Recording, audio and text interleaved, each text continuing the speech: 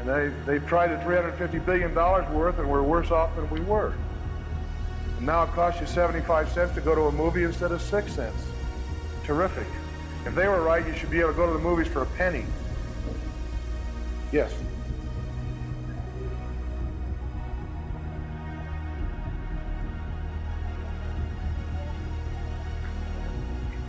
Okay, I will try.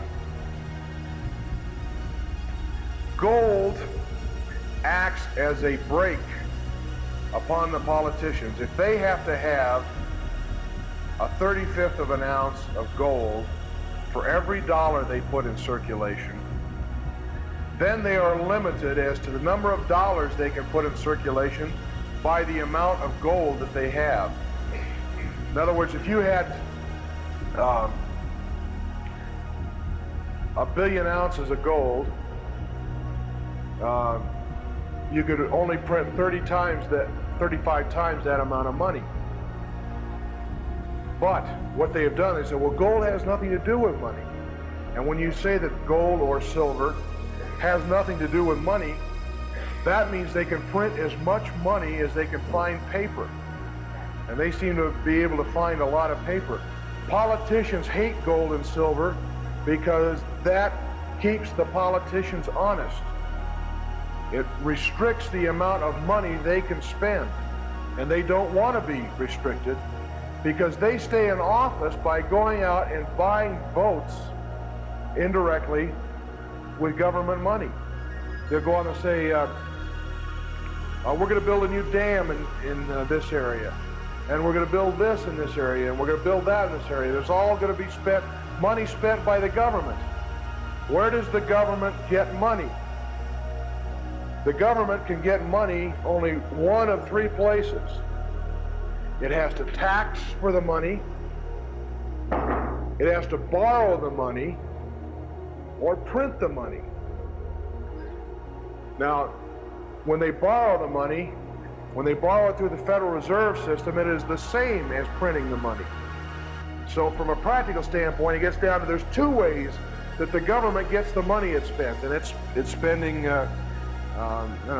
several $billion a day now. $268 billion, I think, is the budget this year. It has to get that $268 billion in reality from one or two places. It has to tax for it, or it prints it. Now, if I go to you and I say, look, I'm going to build a dam in your district, and therefore I'm raising your taxes, then you say to yourself, gee, I'm not too sure I want my taxes to go up. I don't want the dam that bad. But if I go to you and say, look, I'll build a dam in your district, and your taxes aren't going up, you say, well, gee, that's keen. I'm getting something for nothing. But in reality, you're paying for that in the long run when you go down to the grocery store, and all this increased money that the government has printed drives the prices of everything up. Clear now? Thank you. Yes, ma'am.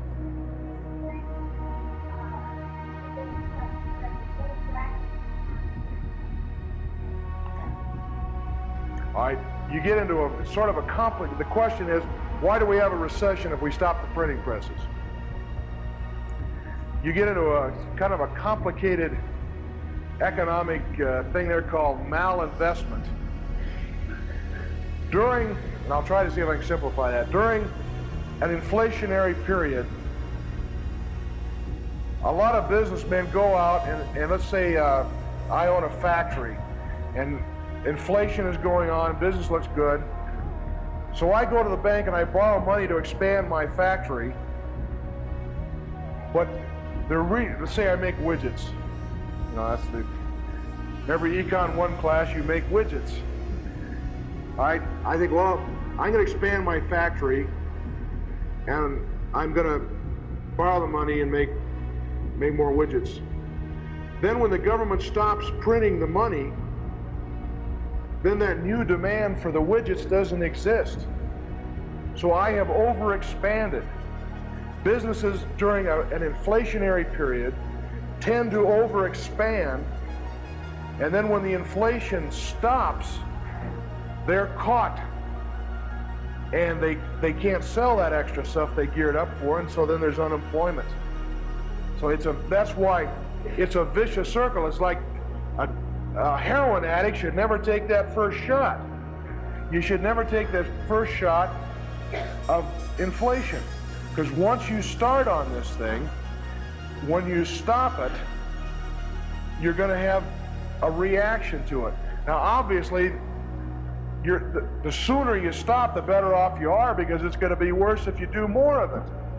You know, if you got a $10 a day habit, you got to kick that habit. That's not as bad as trying to kick a $100 a day habit or a $200 a day habit. So the longer you go, the worse it is. But people, the tendency of people and politicians is to say, well, we'll just have some more of the good stuff and we'll forget the bad stuff. And this is why the Keynesian theory was, you print more money in bad times and you stop it in good times. But in the practice, they just print more. They print more money in bad times and more money in good times, both. And it goes on and on and on until eventually we're going to get to the point where, you know, a hamburger at McDonald's is going to cost you $100,000.